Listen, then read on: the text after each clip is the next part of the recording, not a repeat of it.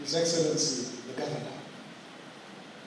Number one, he is a very God-fearing person. Everybody knows him with that. He puts God first in everything that he does. Number two, he is an effective leader.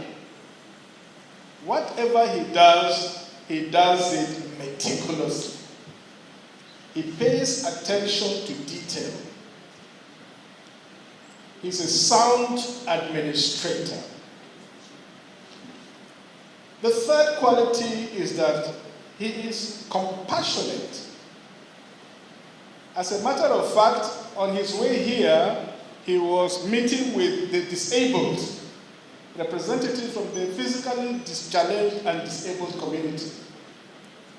That shows a high level of compassion, and also he has a home for orphans and the rest of them.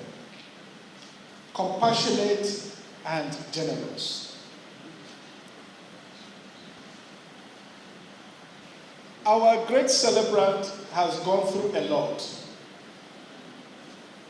He has embodied the pain and the suffering of his people in Benue State.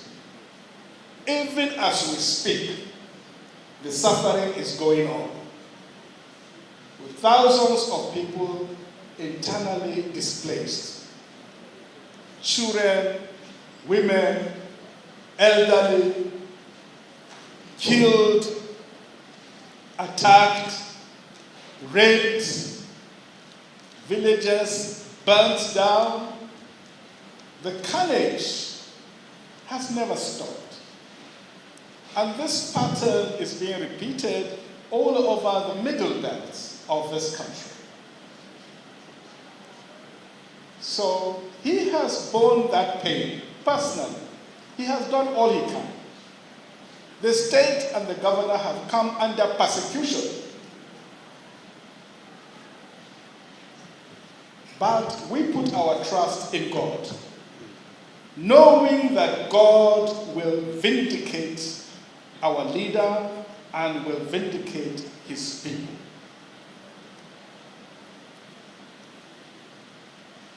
So, the whole of the people of Benue are behind you.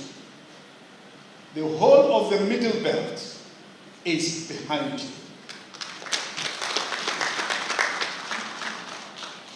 With your guidance, with you remaining strong for us, we believe that you will overcome. We shall overcome. I conclude with the book of Psalms. And for some reason, on your 60th birthday, that is the passage that came to me. To the chief musician upon Shoshamim, for the sons of Korah must kill a song of loves. My heart is inditing a good matter. I speak of the things which I have made, touching the king. My tongue is the pen of a ready writer. Thou art fairer than the children of men. Grace is poured unto thy lips. Therefore God hath blessed thee forever. Gird thy sword upon thy thigh, O most mighty, with thy glory and thy majesty. And in thy majesty ride prosperously because of truth and meekness and righteousness. And thy right hand shall teach thee terrible things. Thine arrows are sharp in the heart of the king's enemies, whereby the people fall under thee. Thy throne, O God, is forever and ever. The scepter of thy kingdom is a right scepter. Thou lovest righteousness and hatest wickedness. Therefore God, thy God, hath anointed thee with the oil of gladness above thy fellows. All thy garments smell of myrrh and aloes and cassia out of the ivory palaces, whereby they have made thee glad. Hearken, O daughter, and consider and incline thy ear. Forget also thy own people and thy father's house. So shall the king greatly desire their beauty, for he is thy Lord, and thou worship him.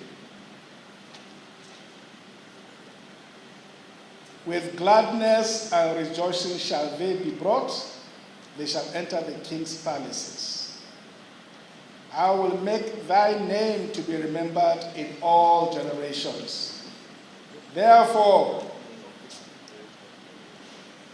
Chief Dr. Samuel Ortom, thy name shall be remembered in all generations. Therefore, shall the people praise thee forever and ever. Thank you very much. And I wish us a very happy celebration. Thank you. Thank you. Thank you very much. The issue here is our governor, the celebrant, has achieved so much that we should now regard him as the Taka of our generation. So the little thing I wrote, I said, another Joseph Taka on duty. And that's what Governor Ortom is. Now, you should go back memory lane. J.S. Taka realized, along with his contemporaries in the 50s, 40s, and then said, look, we can't be swallowed by these people up north. We have to have our identity. And what is that identity? We are nationalities different from them. We were not conquered by them. And we have to have that recognition.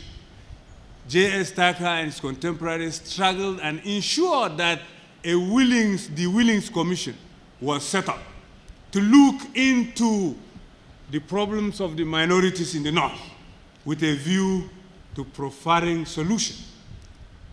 They also looked at the political situation and created the United Middle Belt Congress as a political situation to fight the NPC and the Northern domination.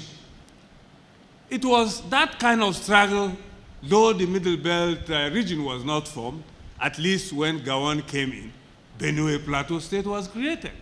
So Taka's struggle assisted in achieving that. Now, our celebrant was still a young man, less than 20, when Taka at 48 passed on. However, he learned so much from that struggle. And as a result, I want to quote something he said.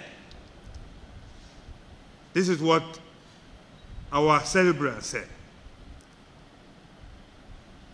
To be, he said, I have learned from my experience that Nigeria has critical deficit of sustainable leadership. We seem to have a dearth of bold and courageous leaders who will clearly identify with what is good and loudly tell the nation. So he stepped into the shoe and started saying what he had to say, the way he wanted to say it. Now, when he came on board as governor in 2015, remember he came in as on the opposition, not PDP. And to go against the norm was something else. But he boldly faced them. And he didn't shy away from defending his people. All those attacks, he didn't mince words. When the narrative in the papers was farmers-herders conflict, he said, no, there's nothing like farmers-herders conflict. Farmers would be in their sleep, relaxing after going to their farms, and the herdsmen would go without provocation, attack and kill innocent farmers. This happened on, and he never changed. He stood his ground and said, this is something else. It is not farmers, herders conflict, but aggressors coming to attack our people, kill them and dispossess them of their land, trying and attempting to change demography, and by taking over what wasn't theirs in the first place. He has not changed in that, and today, Nigeria is going in that direction. They didn't like it initially, but that narrative he started continued to be dominant in the discourse, and it is winning. If you go to the news, he is always in the news. Either somebody is saying something about him, or he is articulating a position that tells everybody that even in the face of threats to his life, he is more determined to stand by his people. But you can only understand our dear governor in the context of the history of minorities in Nigeria, but more importantly, minorities in the Middle Belt. I'll throw up these issues so that when we go home, as leaders in our various levels, political leaders, academic leaders, youth leaders, and even entrepreneurs, you will reflect on key issues about what is fundamental for the existence of this country today. I'll try first by asking you the question, why are minorities? Why are minorities in Nigeria always at the receiving end of state oppression, state intimidation, but more importantly, state-sponsored aggression? Any minority ethnic group that rises to say, I'm defending my people, it becomes the enemy of the state.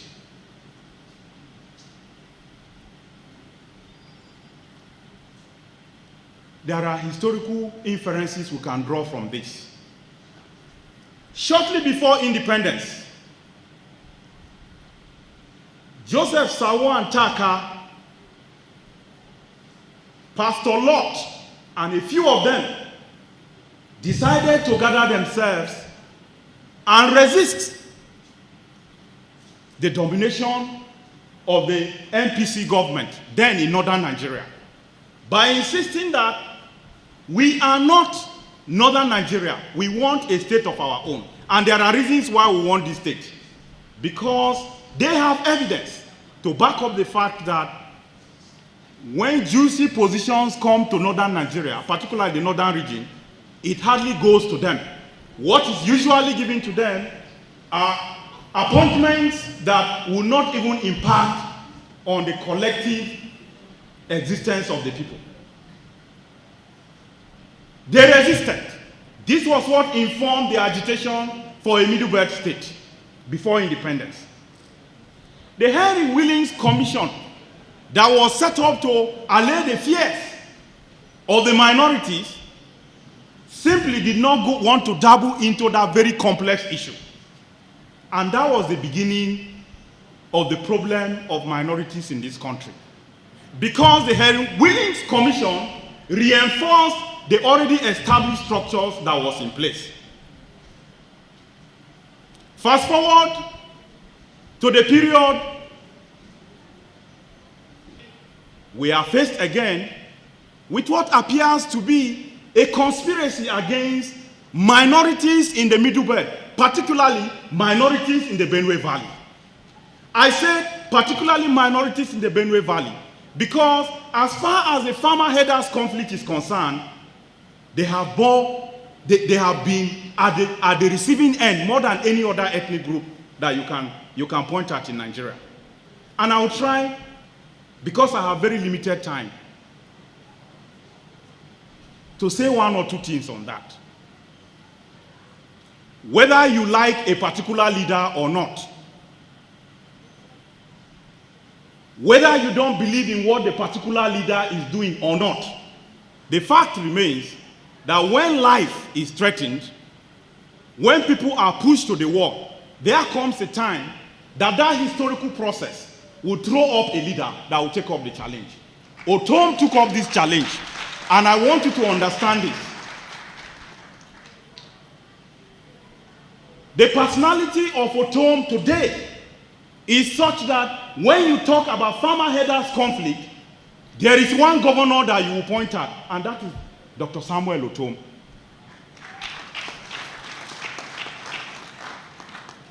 My understanding, as a student of history, a lot has been written about this by my very good friend, Zachary Gundu. We even organized a workshop on that. The governor approved that workshop, and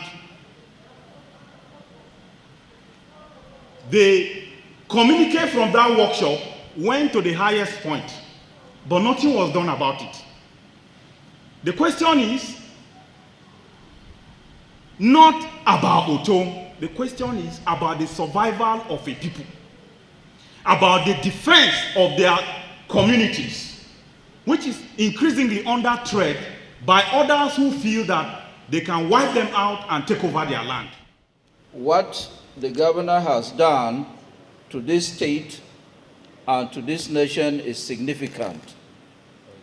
Whether we know it or not, Nigeria is being negotiated today. Of course, it has been negotiated before. For those of you who know history, you know that this country was the property of the Royal Niger Company. When it became bankrupt because of northern Nigeria, the company decided to sell this property called Nigeria to Great Britain. Great Britain managed it, and then they negotiated with interest groups and handed the country over to interest groups in 1960. The politicians managed it very badly, and the military deceived everybody that they could handle it better. They took it and they went to play with it. They handed over the country again to the politicians, and what we see today is a lot of incompetence at that level. It is at this point that the intervention of Dr. Samuel Ortom as governor of Benue State becomes significant. The questions he has been asking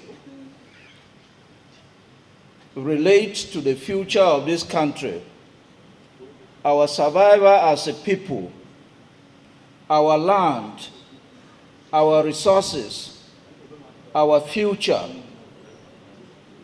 And these questions are significant. And it is important that the Benue State University is stepping in to provide a podium, a platform for all of us to engage with the questions which the governor of Benue State is posing, and for which his life is at threat. Listening to you here have not weakened me, have given me more courage and strength and stamina to say and to do some time ago, I said that there are cowards in leadership. I'm also a leader, but I've seen so many cowards. I tell you the truth, even some of my colleague governors will come to me and say, look, Ortom, what you're saying is right. But we cannot say it, we're afraid. If we say, they will come after you. But you see, there is a saying that a fool dies 20 times before his actual death. And I don't want to be a fool. So I've chosen, if death comes, I cannot stop it. Martin Luther Jr. King spoke the truth and stood by it and fought for the rights of the blacks and the people, fought for justice, equity, and fairness. He did not live to see the end of his struggle.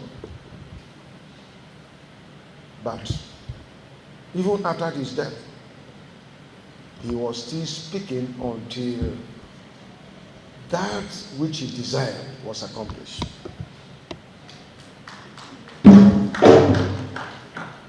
When I heard about the death of the Chadian president, I was devastated. And I say, why? Why should good people who are prepared to fight for justice, equity, and fairness for their people are allowed